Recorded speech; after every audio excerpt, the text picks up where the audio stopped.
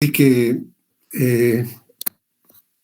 primero les voy a hacer una breve explicación de en qué va a consistir la materia, qué consideraciones vamos a analizar.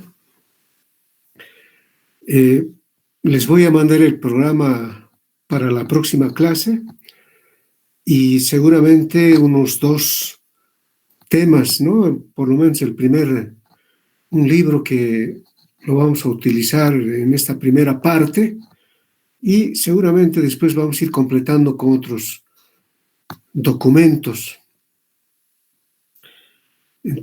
Bueno, en relación a la metodología va a ser la introducción de parte mía de la temática correspondiente para cada clase y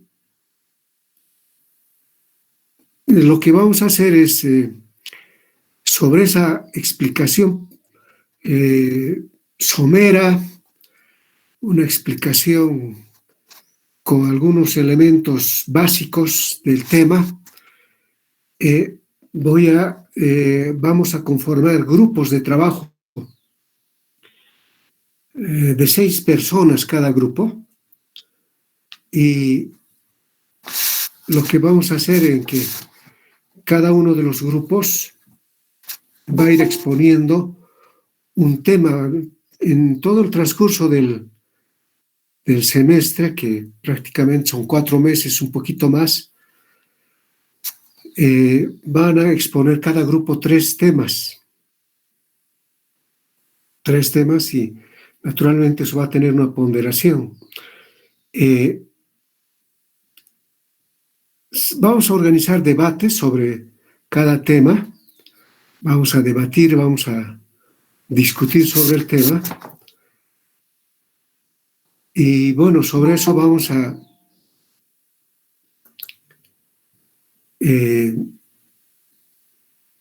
tal vez todos vamos a lograr alguna suma positiva en cuanto al conocimiento.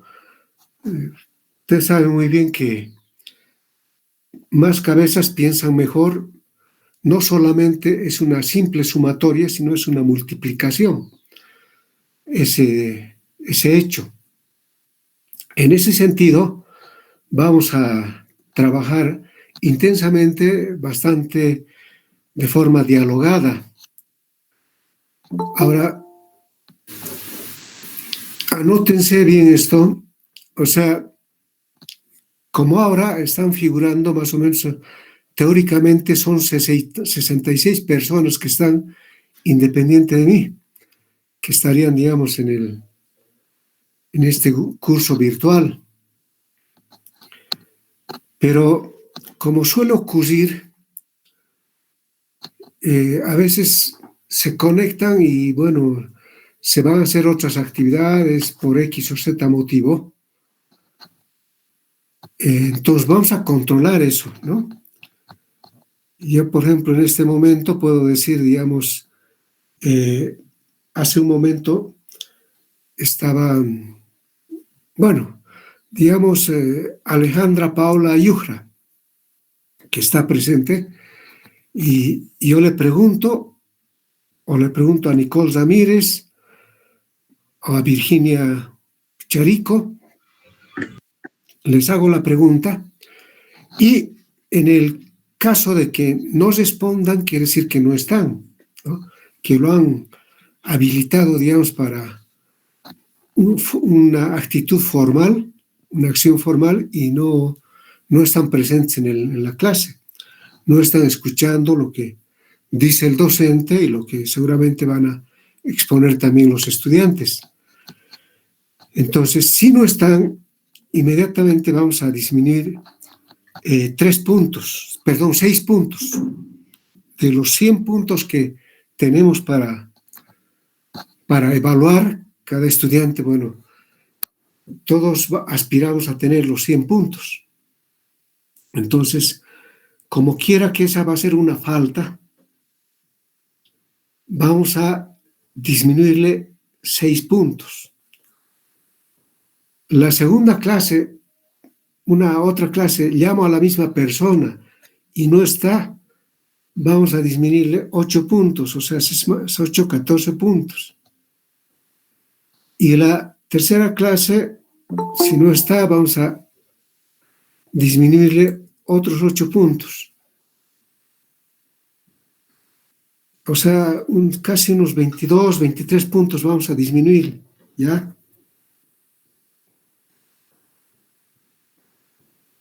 Entonces, esa va a ser la forma de controlar la presencia, ¿no? Va a ser muy aleatorio, que de pronto no necesariamente una pregunta muy específica, sino simplemente yo quiero conocer si realmente están haciendo seguimiento y ese momento puedo decir, qué sé yo, Vidal Villasante, ¿no? A ver, ¿estás presente? Sí, a ver qué interactuar, digamos, con él. Y si no está, pues inmediatamente voy a restar los 6 puntos. Entonces, iniciales, ¿no? Después van a ir incrementándose y así la persona que no está pone ahí su presentación, pero deja, digamos, para hacer cualquier otra cosa, vamos a penalizar de esa manera. Entonces, esta es una regla del juego muy importante, porque garantiza la presencia de todos los estudiantes en este curso virtual. No es extraño, por ejemplo, que incluso en cursos presenciales, los estudiantes a veces están en la clase, presentes en la clase, pero están con su celular un poco comunicándose, ¿no? Y en ese sentido, si en el curso presencial sucede esto, seguramente en este curso no presencial, virtual, debe suceder en mayor medida, ¿no? Las condiciones así lo permiten, digamos, permiten actuar así a las personas. Ahora, es decir, presentación, me gustaría que cuando ustedes presenten algo, se visualicen en la pantalla, se muestren en la pantalla y yo pueda ver que están interactuando. Yo sé que están interactuando cuando están exponiendo, pero me gustaría que el resto de los compañeros los identifiquen, los conozcan también. Una pena que por las circunstancias que pasamos en el mundo y en el país respecto a esta pandemia, tengamos que trabajar de esta forma, pero bueno, no hay otra alternativa. No pueden perjudicarse, la vida tiene que continuar y bueno, tenemos que buscar las soluciones correspondientes en estas circunstancias. Pero tratemos de hacerlo de la mejor manera, aprendiendo de las dos anteriores oportunidades. Una que empezamos el año pasado, el 2020, empezamos en febrero, clases normales, casi todo febrero pasamos, pero de ahí vino, justamente antes de finalizar febrero, vino una determinación de evitar reuniones masivas y bueno, una reunión masiva es la universidad que congrega a muchos estudiantes. Entonces, y a partir de eso, bueno, se generó toda esta corriente que todo el mundo vive, ¿no? Esperemos que con la vacuna se logre evitar, digamos, los contagios y volvamos en alguna medida a los cursos presenciales. Pero bueno, esperemos qué sucede, ¿no? Cómo se desarrolla la realidad. Entonces, en ese sentido, vamos a trabajar desde esa perspectiva. O sea, vamos a ir interactuando de manera que todos podamos estar presentes, por lo menos virtualmente. Así que esa es una de las consideraciones que les señalo. El sistema de evaluación, bueno, y les voy a pasar en el programa, está, pero de cualquier manera va a consistir en 2 exámenes parciales. Cada uno de los exámenes parciales va a valer 20 puntos o tal vez modificamos, eso vamos a discutirlo entre todos además. Las exposiciones, vamos a hacer exposiciones por grupos y eso me permite, digamos, que cada grupo, cada persona de cada grupo puede interactuar, pero vamos a introducir una modalidad más en este semestre. Voy a pedir a cada estudiante, así al azar, de un grupo de 6 personas, que me haga un resumen del tema al inicio. Un buen resumen del tema, porque lo que nos acostumbramos a trabajar muy segmentadamente es un tema y ustedes seguramente se ponen de acuerdo, se dividen el tema y lo analizan, lo parcializan de tal manera que no comprenden a veces la globalidad. Y es importante tener conocimiento de la globalidad. Entonces voy a pedir, digamos, a un estudiante que haga un resumen de la presentación que van a hacer y no va a ser, digamos, el que se ofrece, bueno, hemos quedado que yo voy a hacer el resumen del grupo, no. Yo voy a definir quién del grupo hace el resumen. Y si no están en el resumen, ahí sí puede salir cualquier otro estudiante y decir, yo quisiera complementar, yo quisiera aclarar, etcétera. Quisiera esbozar todo lo que se ha planteado, pero como resumen del tema. Entonces, eso subsana, digamos, el problema del grupo en el sentido de que puede que sea, digamos, esa persona nomás que no haya tenido la posibilidad de leer todo el tema, ¿no? Porque de lo que se trata es leer, digamos, todo el tema que se entrega, digamos, a los grupos. Y no solamente en forma totalmente feudalizada, muy parcial.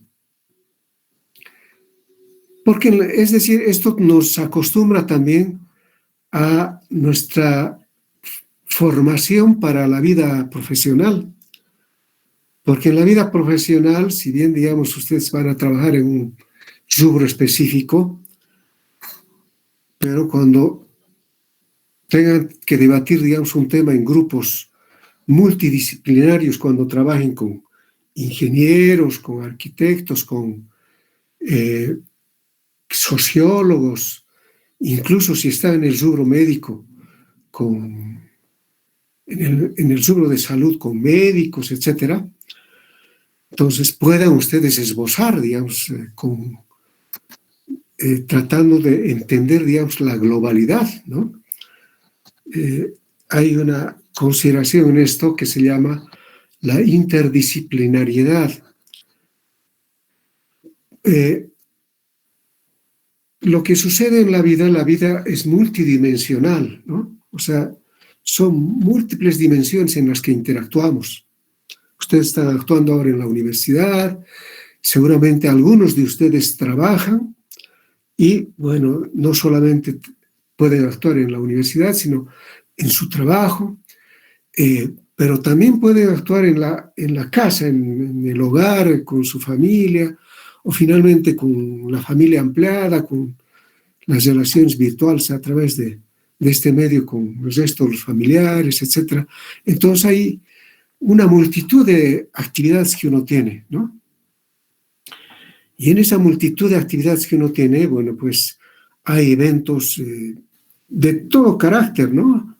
Carácter social, donde, qué sé yo, hay un cumpleaños del hermano, del primo, entonces hacemos una interacción social, felicitamos, etc. O hay otro tipo de actividad social, bueno, ahí interactuamos, puede ser, digamos, compartir con la familia a discutir un tema. Conozco, digamos, familias que hacen eso actualmente. O finalmente interactuar, digamos, en el aspecto económico. ¿Qué significa interactuar en el aspecto económico? Estar preocupados si hay una inflación. A mí me llaman, por ejemplo, algunos colegas, es decir, amigos que eran amigos de colegio y han entrado a estudiar diversas disciplinas y ahora son médicos, son arquitectos, etcétera. Y alguna vez me llaman y me dicen, Javier, ¿tú crees que va a haber devaluación? ¿Crees que la moneda es relativamente estable? ¿Qué piensas? Entonces yo les doy mi criterio, ¿no? Y ese es un accionar económico, ¿no? Estamos actuando económicamente. O cuando ustedes van al supermercado y suben las cosas, están cuestionando los precios, es un accionar económico. Y lo propio cuando no solamente ustedes, ¿no? Sino sus familiares van al mercado y dicen las cosas han subido, están por las nubes, los medicamentos, o muchos se han enfermado con este virus, que en algunos casos ha sido muy dramático, letal. ¿Y qué sucede? Que las empresas, en este caso las clínicas, han cobrado desmesuradamente, es decir, han hecho las Américas, como decimos, ¿no? A ríos revuelto, ganancia de pescadores, entonces no se ha regulado bien eso y bueno, hay gente que no tiene que pagar, tiene que hacer eventos para recaudar fondos para pagar la clínica, porque yo conozco, es decir, 260,000 bolivianos han tenido que pagar por unos días de internación, e incluso algunos ya no han salido vivos, lastimosamente. Entonces, ese es un accionar económico, ¿no? Estamos cuestionando por qué suben esos precios, tenemos que explicarnos de alguna manera, ¿no? Entonces, este es un accionar económico. Hay accionar político, vivimos campañas políticas, de ofertas políticas que nos hacen, etcétera. Entonces también ahí tenemos una forma de pensar y interactuamos con los amigos, con los colegas, con otras personas y tenemos una posición. Y esa es una posición política también. Es decir, el ser humano es un ser integral. Es decir, y aquí un poquito entrando ya en la materia, la economía es una disciplina social que corresponde a las ciencias sociales, que como todas las ciencias sociales a veces es acompañada, digamos, de algunos modelos. Tratan de modelizar para utilizar la estadística, la econometría para verificar, digamos, algunos datos, para establecer, digamos, cursos de acción de algunas situaciones, cómo más o menos va a devenir, digamos, esta situación, se puede proyectar, etcétera, etcétera, ¿no? Podemos hacer estudios de mercado y ver cómo está funcionando el mercado en un momento determinado y podemos hacer algún trabajo para hacer pronósticos del mercado. Y para eso utilizamos herramientas estadísticas, herramientas adicionales, ¿no? Instrumentos que nos sirven. Pero eso no quiere decir que eso es la economía. La economía es una ciencia social que tiene un marco teórico, que tiene unos análisis teóricos. Y la economía no es como la medicina, por ejemplo, las neurociencias o la ingeniería, la física. En la física, por ejemplo, ustedes saben, cuando estudian la ley de la gravedad en función de alguna materia, en función, digamos, del peso específico que pueda tener, digamos, un metal, por decir el plomo, comparar con otro metal que no es muy pesado, entonces, ¿cuál es el nivel de gravedad que pueda tener cada uno? Ahí se puede medir con bastante precisión. Y bueno, para eso sirven, digamos, los instrumentos matemáticos y van a medir ello con precisión esa gravedad que pueda tener cada uno de estos materiales en torno, digamos, a la Tierra, ¿no? Porque a medida que vamos a la estratosfera, la ley de la gravedad se pierde, ¿no? Seguramente en la Luna no hay ley de la gravedad, por eso tienen que ir con un peso y los astronautas tienen que tener un vestuario específico para que puedan estar no elevarse, ¿no? Entonces, bueno, eso simplemente como consideración. Entonces, la economía, les decía, no es como el resto de las ciencias maduras, las ciencias duras, más bien, las ciencias duras, que son las ciencias exactas, la biología, que tienen mayor larga data, es decir, tienen muchos más años de análisis, pero además la profundidad del análisis también es mayor que el de la economía. ¿Por qué? Por ejemplo,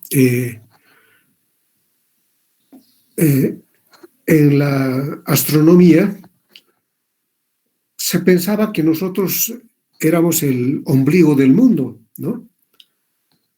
Y esa era una teoría, que la Tierra es el centro del universo y en torno a la Tierra giran todo el resto del mundo, todo el resto del universo. Y era así como se creía, ¿no? Es decir, era en los textos de astronomía, rezaba de esa manera, digamos, se contemplaba de esa manera que el mundo era el ombligo, ¿no? Que la Tierra era el ombligo del mundo, del universo. Y poco a poco, bueno, a medida que va desarrollándose esa ciencia, se ha ido borrando, digamos, esa consideración, ¿no? Se ha ido eliminando esa consideración y después hemos visto que pertenecemos a una galaxia y en esa galaxia hay millones de planetas, miles de estrellas, millones de estrellas y somos algo tan insignificante, ¿no? No habíamos sido el ombligo del mundo, sino uno más de esos planetas que existen millones, digamos, en los miles, en los millones de galaxias que existen. Entonces, vean ustedes, ¿no? Cómo a medida que va desarrollándose una ciencia, va mostrando evidencias. Y naturalmente esas evidencias han sido fruto del desarrollo científico, tecnológico, etc. Y se ha superado, digamos, ese criterio de que somos el ombligo del mundo y ahora simplemente somos una parte, hay millones de galaxias, y en esa galaxia somos un reducto pequeñísimo y podemos ver en torno a la galaxia hasta cuántas estrellas pueden existir en esa galaxia, etcétera. Podemos atisbar todo ese tipo de cosas.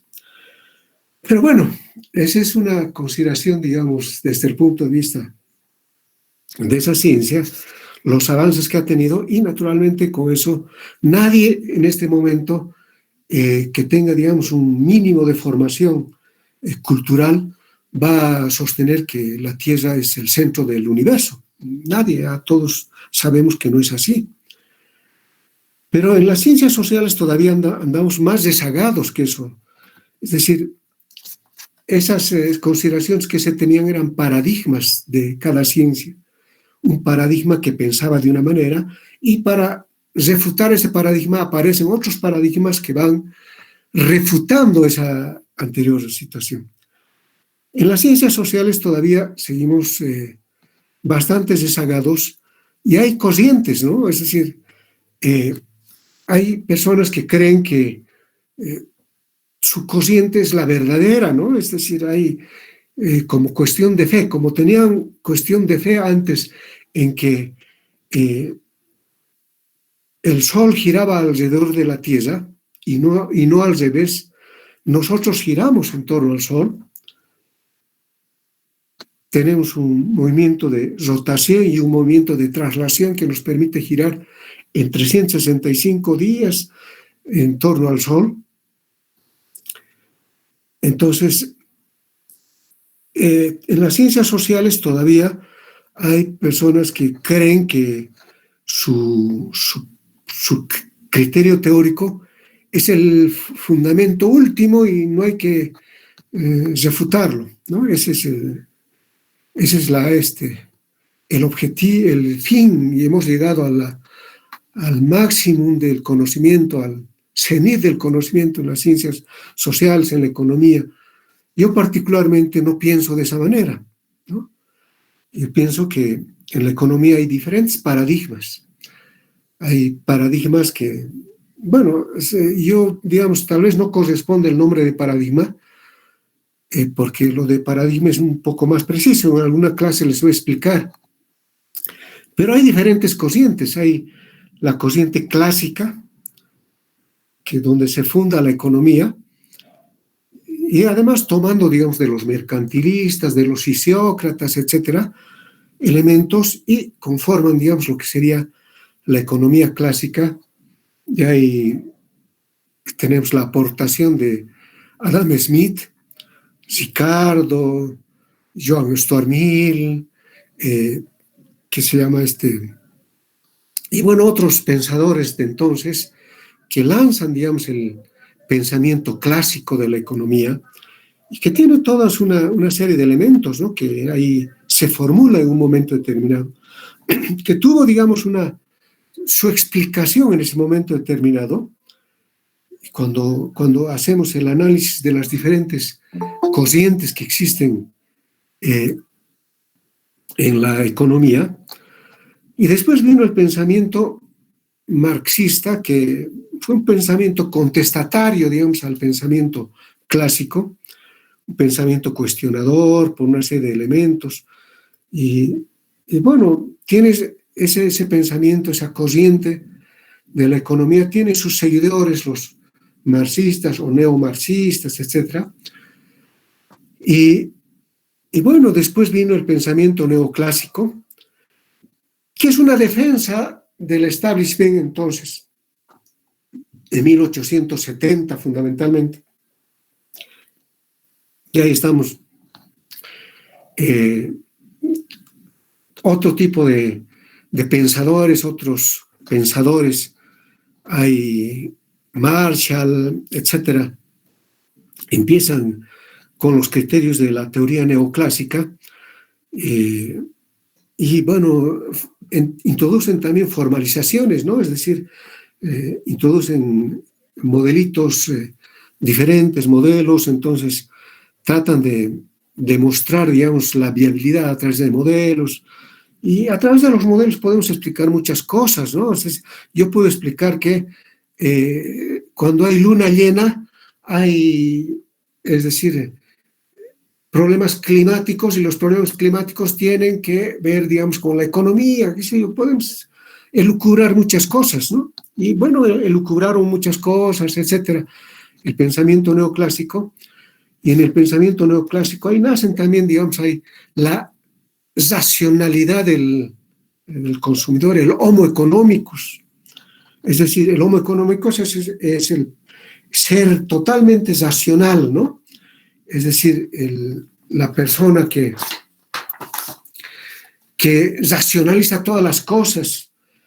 Y bueno, lanzan en ese momento, porque en ese momento no había, digamos, estudios de las neurociencias que consideran, por ejemplo, las neurociencias hoy día, y ustedes pueden consultar, digamos, con cualquier neurólogo, cualquier médico, psiquiatra, neurólogo, si somos tan racionales como manifiesta, digamos, el pensamiento neoclásico.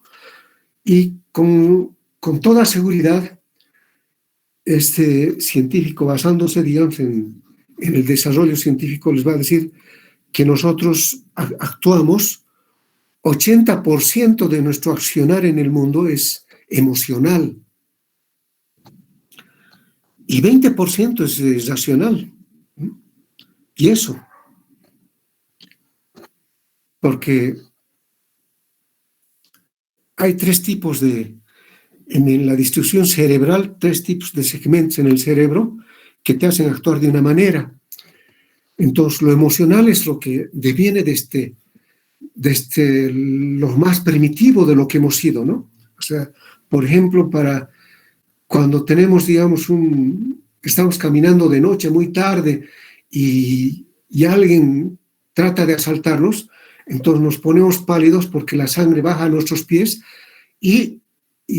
¿por qué baja? Para impulsarnos, digamos, a correr, a escapar del peligro, ¿no? Y entonces, esa es una forma emocional del accionar que tenemos. Y bueno, vamos al mercado con la idea de comprar, digamos, una rasuradora o comprar, digamos, para algún material de higiene, qué sé yo, y terminamos comprando otras cosas, ¿no? Entonces actuamos emocionalmente en muchas cosas, ¿no? Y ese carácter de racionalidad, por ejemplo, yo directamente lo cuestiono, ¿no? No existe la racionalidad total. Para comprar un automóvil, incluso que pensamos ya más racionalmente, porque es un costo mayor y tenemos que ver cuánto de gasolina gasta, pero a veces ni siquiera se fijan en esos detalles, sino el modelito, el color, etcétera. Se dejan deslumbrar por otro tipo de cosas y entonces hay carácter emocional y también racional, digamos, en el accionar del ser humano, ¿no? Entonces, esa es una teoría, es una corriente del pensamiento. Muchos creen, bueno, porque eso se ha impuesto en la academia, porque tiene sus intereses, porque esa forma de pensar defiende determinados intereses en la realidad capitalista que vivimos, es un modo capitalista en el que vivimos. Y naturalmente eso se ha afianzado en la academia. Y muchos creen que, porque saben eso, saben totalmente economía. Yo discrepo con ese criterio, ¿no? Discrepo con ese criterio. Y es oportuno que lo diga en esta clase porque tal vez tienen la oportunidad de cambiarse a otro paralelo y buscar, digamos, lo que ustedes quieren, ¿no? Entonces, desde esa perspectiva, yo considero que hay diferentes corrientes en la economía y habría que conocer esas corrientes de la economía, ¿no? Y habría que conocer esas corrientes que nos dicen y en la medida en que tengamos mayor conocimiento de esas corrientes, podemos plantear mejores propuestas para nuestra realidad económica boliviana, para la economía boliviana, cómo logramos que la economía boliviana pueda cambiar de su elemento característico de ser un país primario exportador, que ser un país todavía atrasado frente a otros países mucho más, es decir, en el marco, digamos, del desarrollo más desarrollados, etc. Entonces, es importante que conozcan todo eso y en función de eso analicemos la economía boliviana, ¿no? Cómo está los tres sectores que son clásicos, sector primario, el secundario y el terciario,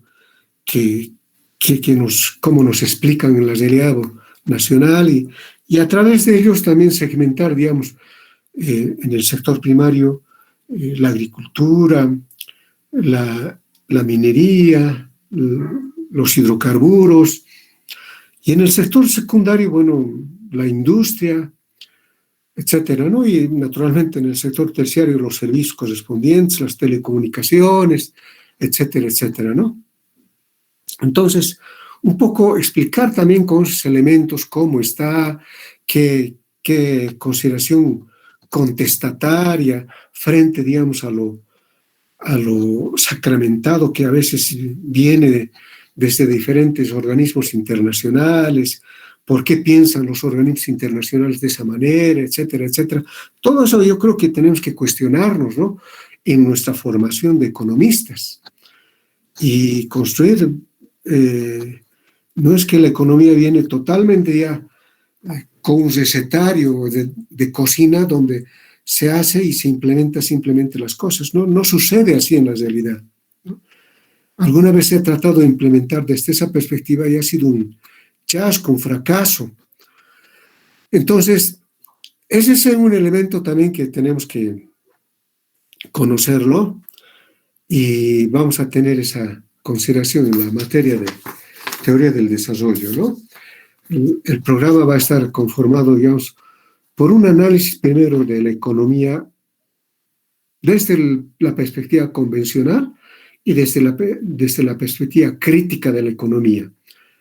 ¿Qué es lo convencional? Lo convencional es lo que tenemos, digamos, desde organismos internacionales, todo lo que viene, digamos, digamos, en una bandeja para que consumamos, etcétera, y también desde la perspectiva de la economía crítica, lo que viene, digamos, la corriente keynesiana, institucionalismo, incluso desde los clásicos, el pensamiento de Ricardo, ¿no? Los neoricardianos, cómo ven, digamos, la economía actualmente, post-keynesianos, los marxistas, etc. Esa va a ser, digamos, la primera reflexión que vamos a realizar, ¿no? Después vamos a entrar, digamos, a lo que es el sistema capitalista en el que vivimos, porque estamos inmersos en el modo de producción capitalista, ¿no? Es decir, las relaciones que existen son fundamentalmente relaciones capitalistas y en qué medida vivimos en una economía mixta, etcétera, ¿no? Entonces ahí vamos a ver la infraestructura del sistema, la estructura del sistema y la superestructura del sistema capitalista mundial. Y ahí vamos a enganchar, digamos, con lo que significaría a nivel interno, ¿no? Y después de eso, lo que vamos a ver es en la infraestructura, por ejemplo, un elemento fundamental es la población. Y ese va a ser el tercer tema, la población.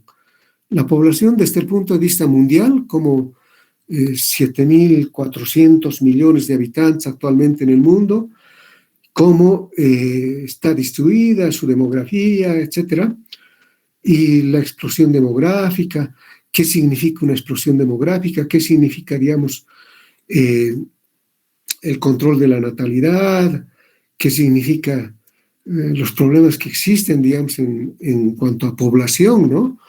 Vean ustedes en la población, por ejemplo, antes en Europa, en 1900, tenían 8 hijos. En 1870 tenían 7, 8 hijos. Ahora hay hogares, un 30% de los hogares en Europa son de una sola persona, es decir, viven solos, ¿no?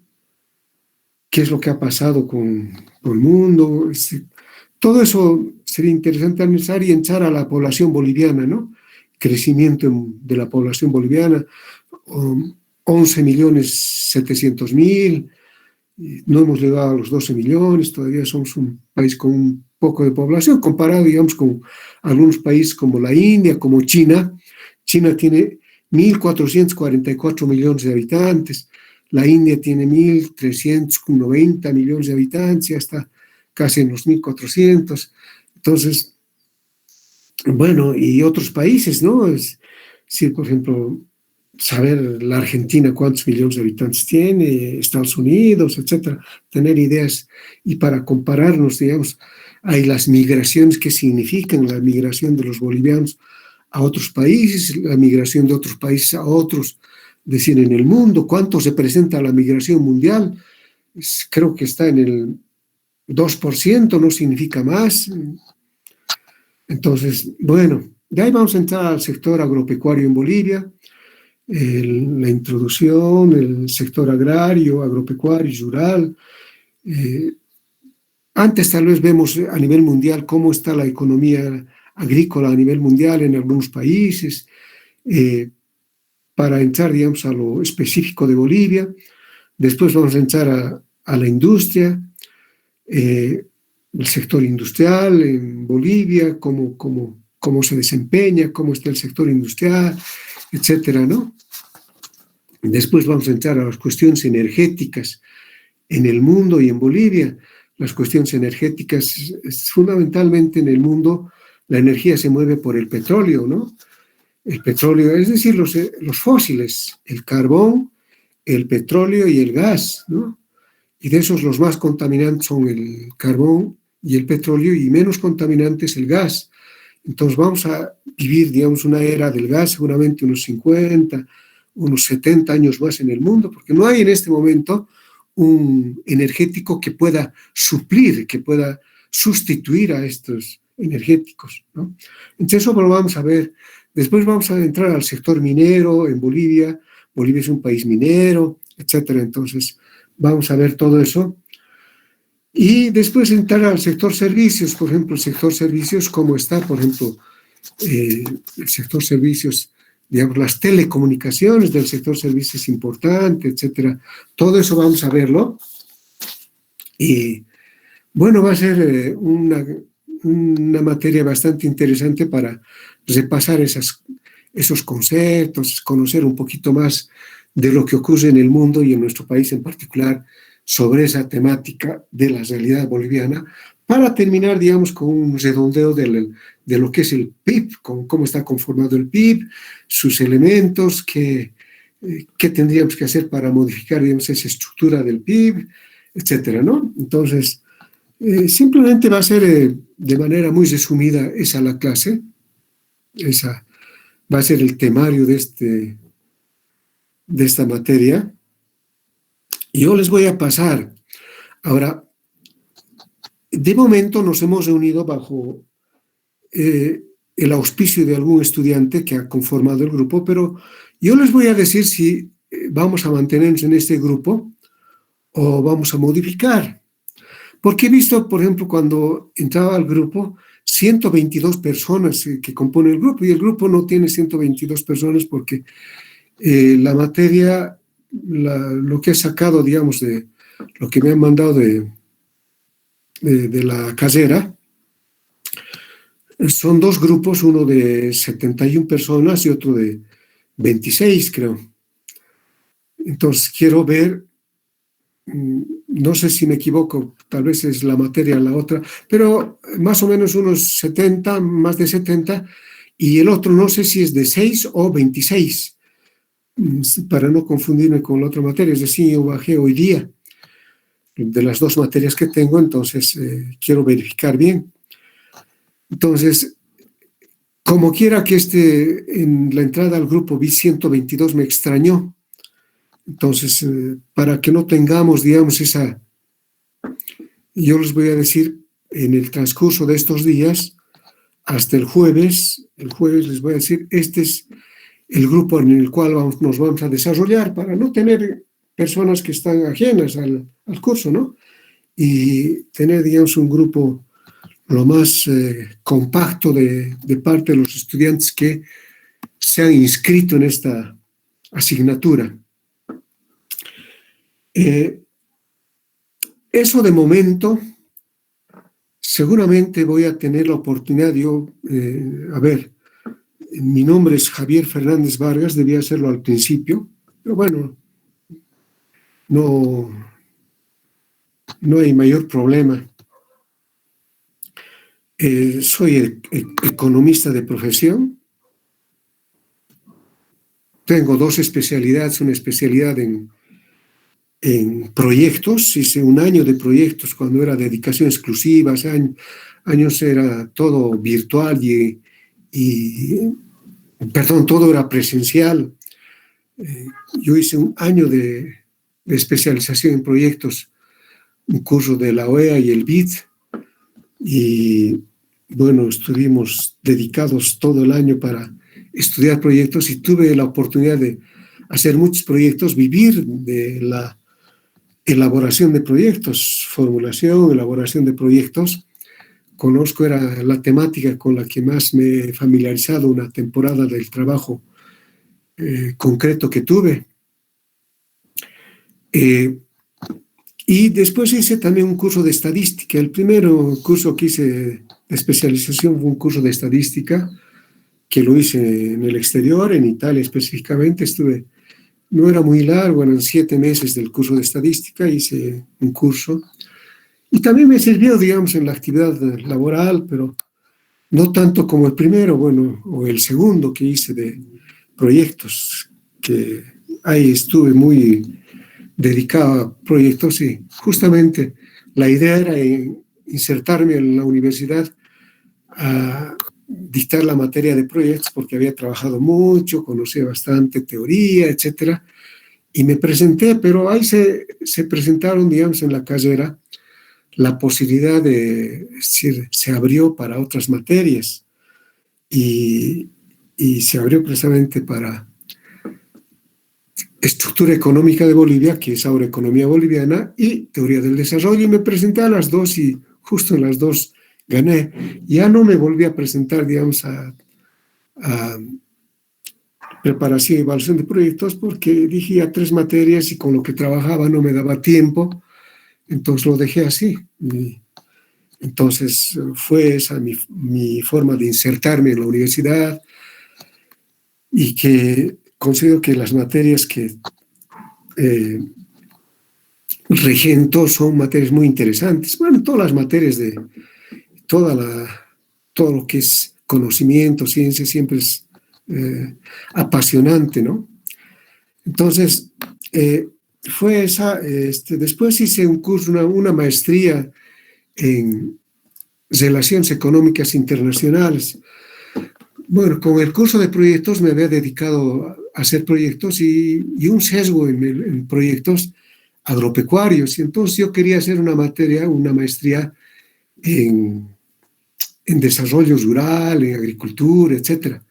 Y de hecho me inscribí en una, pero no me satisfizo mucho, hice un semestre y pensaba entrar a otra, que era también, entonces sí era totalmente presencial, los cursos las maestrías. Hoy las maestrías, doctorados son virtuales ahí. Y entonces hice esa maestría presencial en Relaciones Económicas Internacionales en el CIDES, en el posgrado, en el primer posgrado que hubo en Bolivia, de la Universidad Mayor de San Andrés, y que tenía mucho y tiene mucho reconocimiento, el CIDES, ¿no? Entonces, ¿y por qué logré, digamos, un pequeño financiamiento para iniciar esa maestría? Pero cuando me presenté ya el curso de desarrollo agrícola, había empezado, ya no podían admitirme, entonces se presentó la posibilidad y realmente fue muy interesante. Relaciones Económicas Internacionales es un campo muy interesante que me permitió conocer el comercio, la economía mundial, el comercio mundial, las finanzas internacionales, etcétera. Y también en posgrados di esas materias. He estado ligado a esas materias, he estado ligado a ese tipo de conocimiento, practicando un poco, etcétera.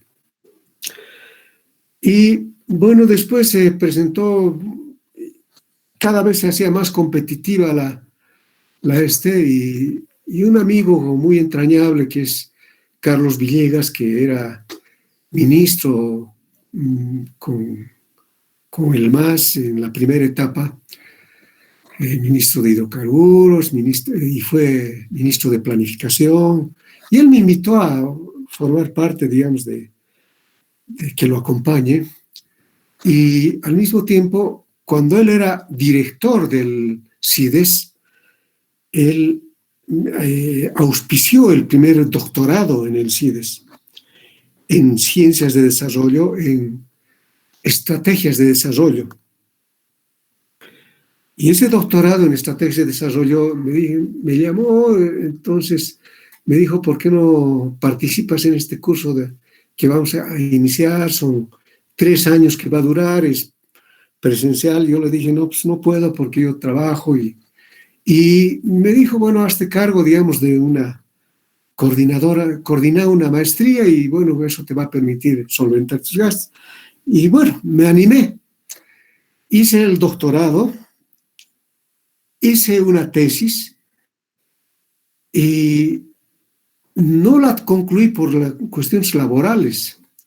Es decir, no la he defendido, la tesis quedó un poco desactualizada y tengo entendido, bueno, mi contacto con el CIDES últimamente es que han dado la oportunidad de defender la tesis. Entonces, yo creo que en un par de meses lo termino, o unos 3 meses lo voy a terminar. Es una tesis doctoral, simplemente para cumplir, digamos, con una fase de mi vida que he tenido, para no dejar a medias las cosas.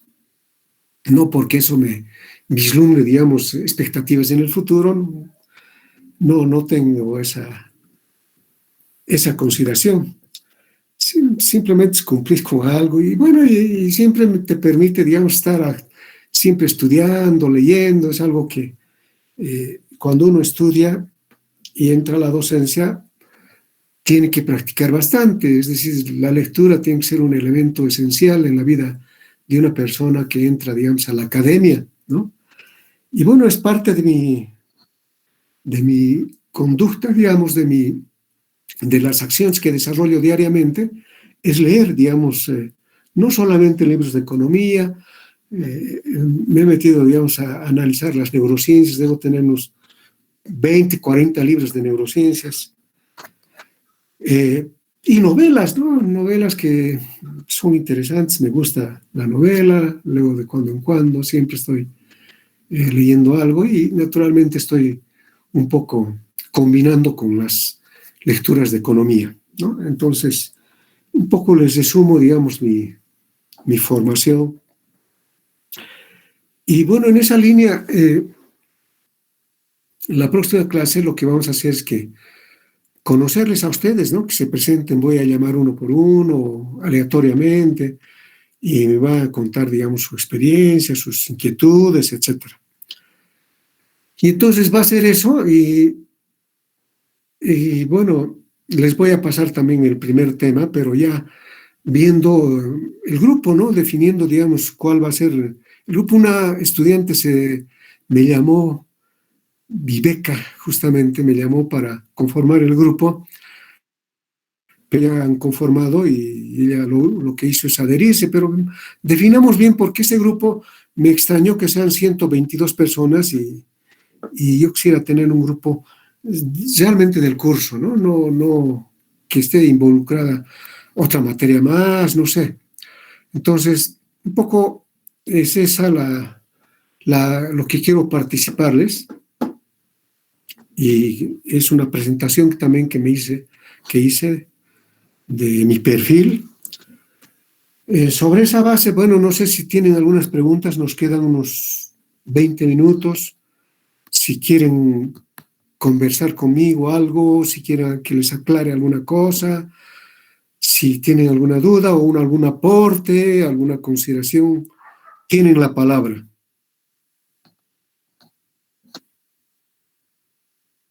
Buenas tardes, Licen. Una preguntita. La lista de grupos, ¿hasta cuándo podemos mandarlo o hay que mandarlo a su correo o al grupo de WhatsApp? Vamos a hacer, voy a pedirle a un estudiante que me conforme, que le manden a ella todos los grupos que van a formar de 6 personas. Okay. 6 personas tienen que ser de cada grupo. Entonces, vamos a pedirle, no sé quién se anima a recibir la relación de los grupos. Y una vez que tenga la relación de los grupos, me lo arma la persona en un Excel y me lo pasa. Yo sobre eso voy a trabajar. Entonces, y ese es un favor que encomiendo a alguien, ¿no?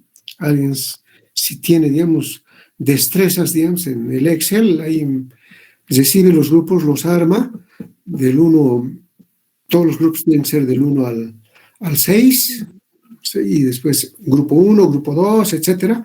Pero a mí me lo pasa, ¿no? Eso lo podríamos hacer hasta el lunes, hasta el martes, perdón, de la próxima clase. Tener todos los grupos. ¿Quién se anima? Licenciado, soy Alexandra, tal vez yo le pudiera colaborar con esto de los grupos. Perfecto.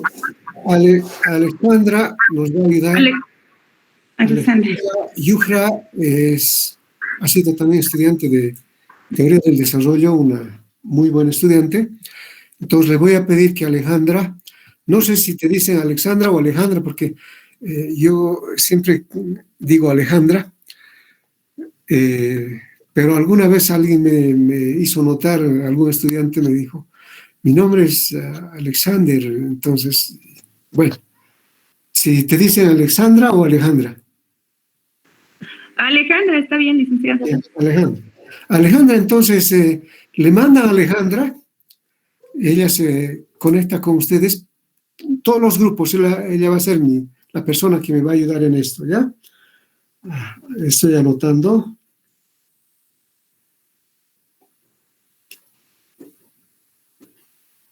Bueno, entonces los grupos estarían hasta el día martes, ya por lo menos, yo creo ya todos conformados, nos damos una semana. Ahora también hay muchos cambian de por muchos motivos, ¿no? Pueden cambiar porque el horario es incompatible o por cualquier otra consideración.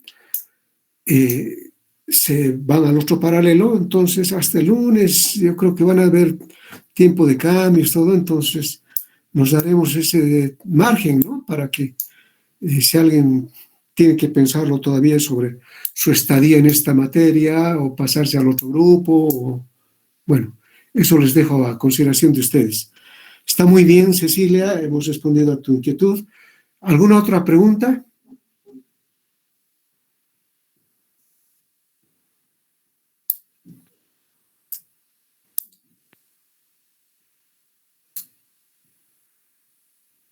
¿Todo está claro?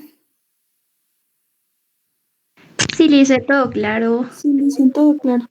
Sí, licenciada. Licenciada, tal vez alguna sugerencia para lo que nos decía sobre el grupo. Podría ser que todos pongamos en el nombre nuestros nombres, apellido paterno, materno y nuestro nombre, así para que nos pueda identificar mejor. Y podría ser esa una solución y digamos los que no están en la lista, entonces podría usted como es administrador eliminarlos, o esa es una sugerencia, licenciada. Te agradezco, Viveca. Sí, te agradezco mucho y se me ha pasado, esta es una consideración muy importante.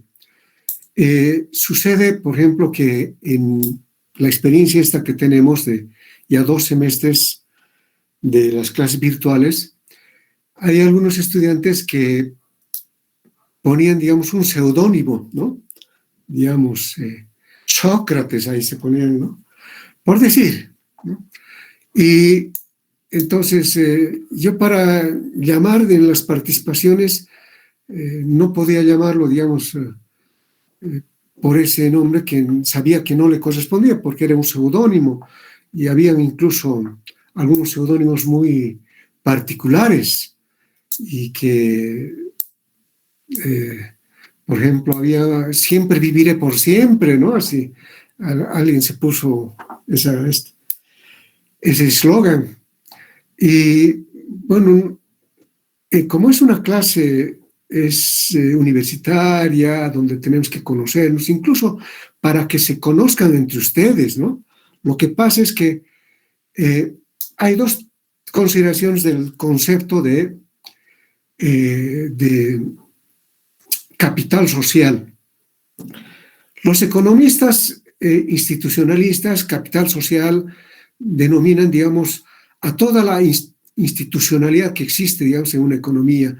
Capital social, llaman, digamos, si las empresas están bien constituidas, etcétera, si hay instituciones serias, etcétera. Ese es un capital social que llaman, la infraestructura también puede ser. Pero desde el punto de vista sociológico, capital social es el respaldo que uno tiene. Por ejemplo, cuando, qué sé yo, alguno tiene necesidad de trabajo, entonces llama a sus amistades, ¿no? Estoy buscando trabajo, y entonces sus amistades, si tienen, digamos, la suficiente capacidad para apoyarle, le ayudan a conseguir más rápido el trabajo, ¿no? Así funciona la realidad, ¿no? Independientemente de que tengan buena formación, que es necesario que lo tengan, una buena calificación como economistas, también tienen que tener sus contactos, así funciona, ¿no? Tanto para la empresa privada como para la pública. En la empresa privada, digamos, en un banco, tienen, digamos, un amigo que está, digamos, en un puesto de jefe, así, y ustedes le llaman, sí, va a haber, te voy a comunicar en tal fecha, va a haber exámenes, te presentas, ya les da las pautas, ¿no? Ya, y lo llama cuando ya se puede viabilizar, digamos, su ingreso al banco, y le dice, mira, van a dar, y más o menos estudia estas cosas, y ya le orienta, y finalmente si tiene tanta influencia hasta le puede invitar a ser parte directamente, ¿no? Recomendándole. Entonces, así funcionan. Y ese respaldo que tenemos es el capital social. Por ejemplo, yo veo en las redes se requiere plasma hiperinmune para ser universal o B, A positivo, etcétera, dependiendo del tipo de sangre. Y inmediatamente, por ejemplo, conozco de algunos colegas, de algún docente muy querido por sus estudiantes, y inmediatamente hubo una reacción. Ya se presentaron varios, incluso estudiantes que habían tenido el virus, que habían enfermado con... Entonces se presentaron y ofrecieron, digamos, el plasma, y bueno, lo hicieron inmediatamente. Ese es un capital social que uno tiene, ¿no? El capital social es el respaldo que tienen, los amigos que tienen cuando uno tiene un problema, acuden inmediatamente a apoyarle. Los amigos, familiares, ese es el capital social desde el punto de vista sociológico. Yo diría incluso desde el punto de vista económico. Y en esto les decía a los estudiantes, hay una propaganda, este es el banco amigo, este es su banco amigo, acérquese. Yo estoy convencido de que más que tener un banco amigo, hay que tener un amigo en el banco. Porque si yo quiero un crédito, mi banco amigo le voy a llamar y ni siquiera me van a contestar. Pero si yo tengo un amigo en el banco, le voy a llamar y me va a decir, mira, Javier, hay estos tipos de crédito, aquí te puedes presentar, aquí necesitas estos requisitos, etc.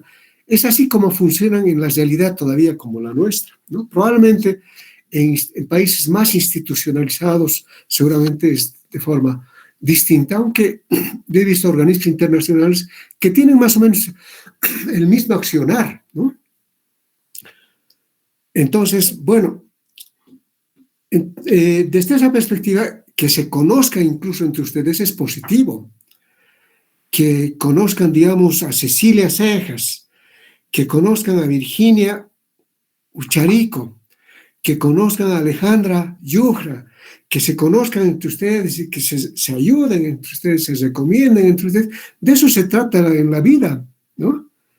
Es decir, en la vida no somos seres totalmente aislados, independientes, somos seres sociales.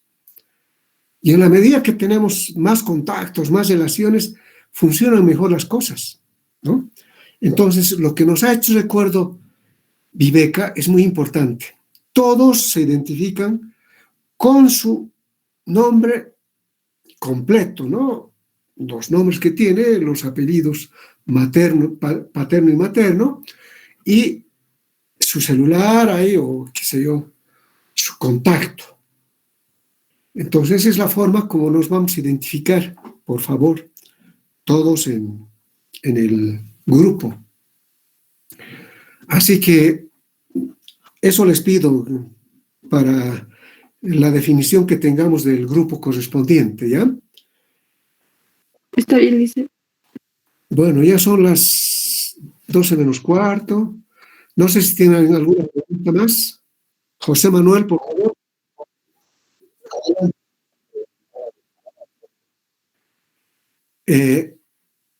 O sea, a ver, un cachito. La ponderación de la materia, ¿me dices? Bueno, yo puedo calificar 100 a la persona que merece sacarse 100, ¿no? Ahora, ya les dije de principio que va a haber 2 exámenes parciales, que van a haber 40 puntos, una exposición y trabajos, las presentaciones que hagan van a valer 25 puntos, incluso puede ser un poco más, eso voy a definirlo.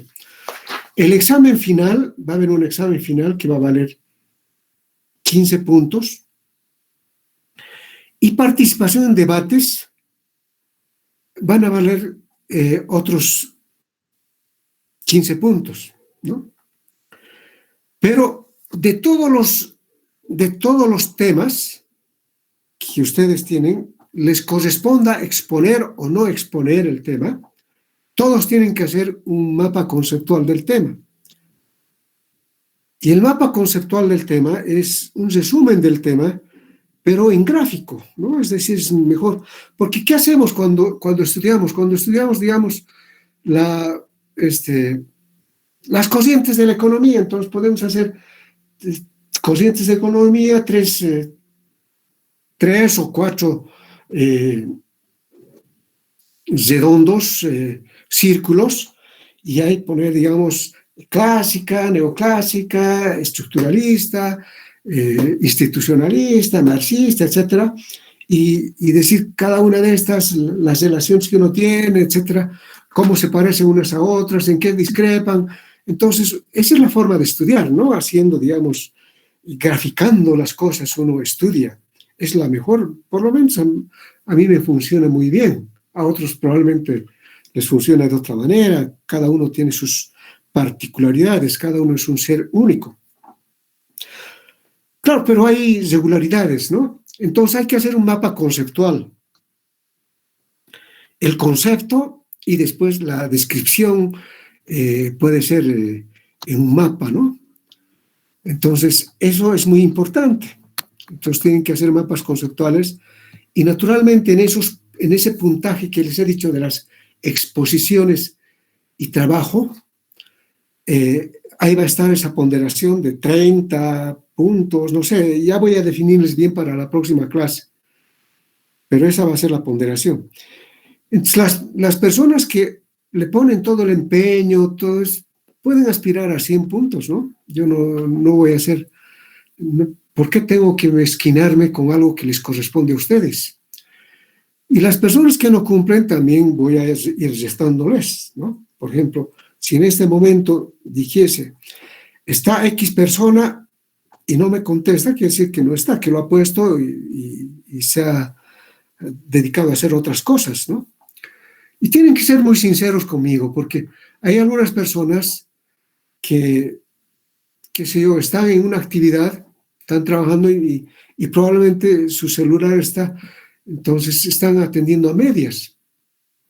Pero háganmelo saber con una nota, con algo, que trabajan en algún lugar, que yo quiero saber, ¿no? Porque eso es bueno que sepamos en qué situación estamos, ¿no? Si alguien tiene, por ejemplo, lamentado que algunos estudiantes han enfermado, digamos, en el desarrollo de las clases con el virus, y claro, no han podido estar en la clase, ¿no? Porque eso implicaba, digamos, un restablecimiento, tener calma, estar más tranquilos, qué sé yo, y bueno, y me lo han dicho, ¿no? Y entonces hemos tomado su asistencia, hay que tener más o menos un 70% de asistencia. Porque es bueno que ustedes interactúen entre ustedes, ¿no? Que alguien exponga y alguien le diga, sí, me parece muy interesante lo que expone la compañera, o me parece que habría que aditamentar esto más, o me parece que hay un error en esto, qué sé yo, ¿no? Hacer, digamos, un debate de esa naturaleza.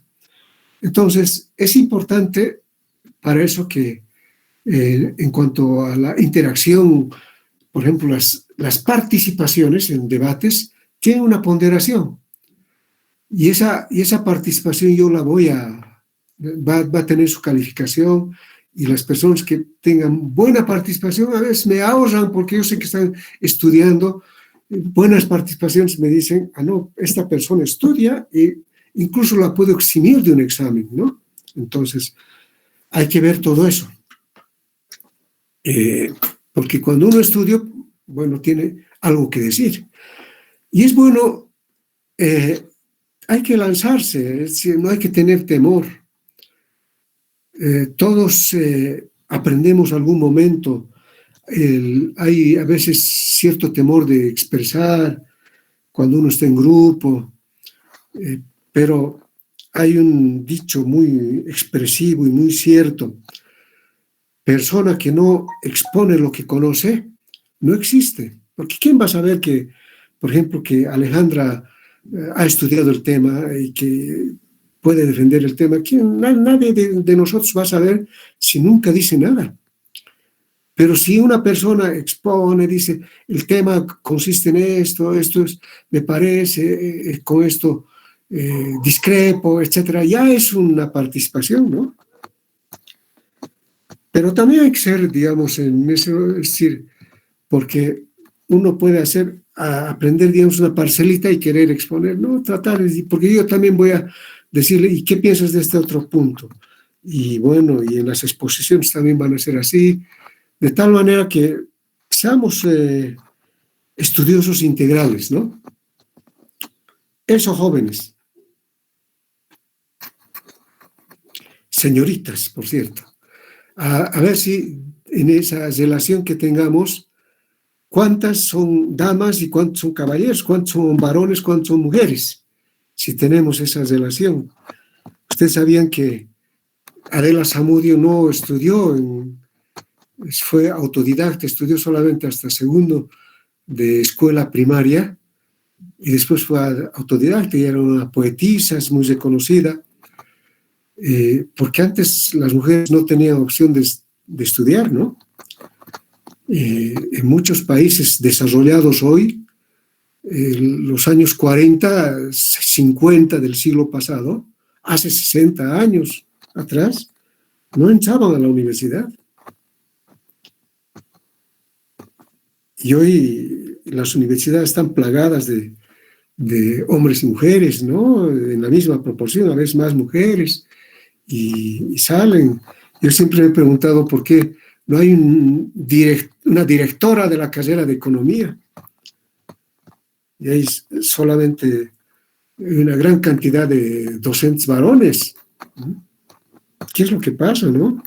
Habría que cuestionarse todo eso. Bueno, no sé si hay otra pregunta.